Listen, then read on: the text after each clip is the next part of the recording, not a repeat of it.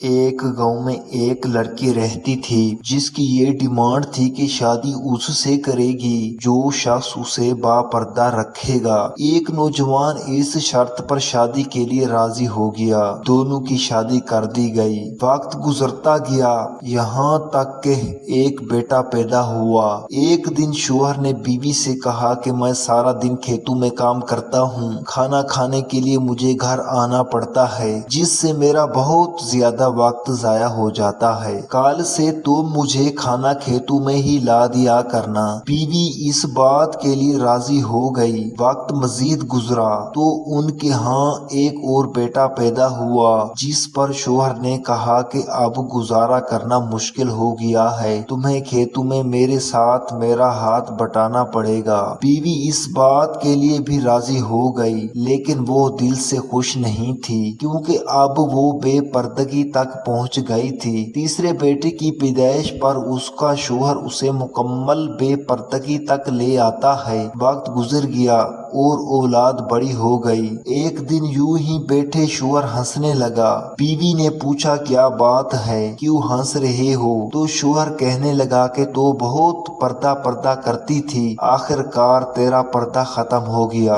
کیا فرق پڑا تجھے پردے سے؟ بے پردگی بھی تو ویسے ہی گزر ہی رہی تھی۔ بیوی نے کہا کہ تم ساتھ والے کمرے میں چھپ کر بیٹھ جاؤ، میں تمہیں پردے اور بے پردگی کا فرق سمجھاتی ہوں۔ شوہر نے کہا ٹھیک ہے اور وہ کمرے میں چھپ کر بیٹھ گیا۔ بیوی نے اپنے بال بکھیرے اور رونا پیٹنا شروع کر دیا۔ پہلے سب سے بڑا بیٹا آیا اور ماں سے رونے کا سبب پوچھا۔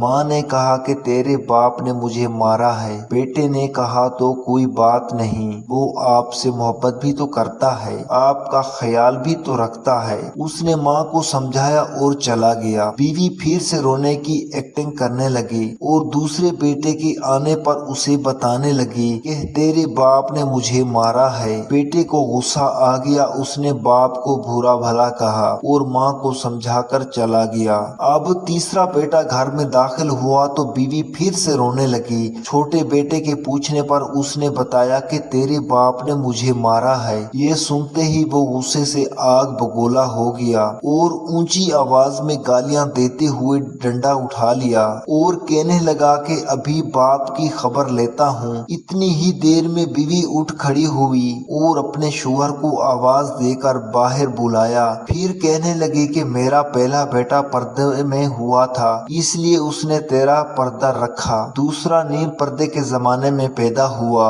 اس لیے اس نے تیری آدھی لاج رکھی، جبکہ تیسرا بیٹا جو مکمل بے پردگی میں پیدا ہوا تھا وہ مکمل طور پر تیری عزت کا پردہ اتارنے لگا۔ سبق یہ ہے کہ پردہ عورت کا فطری تقاضا ہے اور جو اللہ تعالیٰ کی طرف سے حکم بھی ہے جس کی بے شمار حکمتیں خالق ہی جانتا ہے، اور یہ دنیاوی قاعدہ بھی ہے کہ اگر آپ کسی گاڑی کو چلانے کے لیے اس کی ہدایت کے بغیر چلانا شروع کریں تو وہ یقیناً برباد ہو جائے گی۔ بات ہے تو کڑوی لیکن ہے سچی کہ ایک مرد کی غیرت کا اندازہ اس کی عورت کے لباس اور پردے سے لگایا جا سکتا ہے۔ خواہشات اپنی مرضی سے اٹھائے ہوئے بوجھ ہیں، اگر اپنی پرواز بلند رکھنی ہے تو بوجھ ہلکا رکھیں، سفر آسان ہو جائے گا۔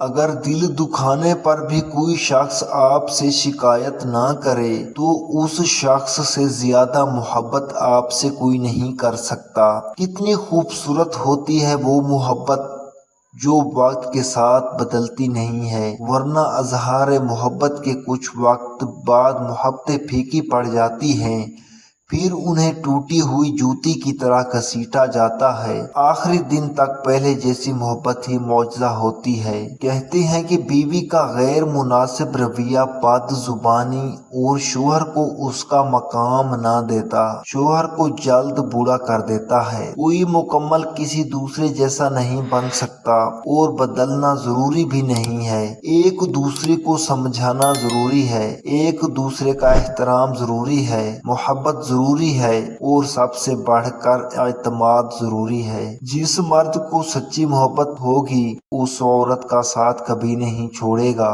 گا تو مر جائے گا۔ غلطی نہ ہونے کے باوجود، سب ختم ہونے کے قریب ہونے کے باوجود وہ اسے کھونے کے ڈر سے معافی مانگ لے گا۔ یہی اصل محبت کی علامت ہے۔ ایسا مرد ہیرا ہے اور ایسی عورت خوش نصیب ہے۔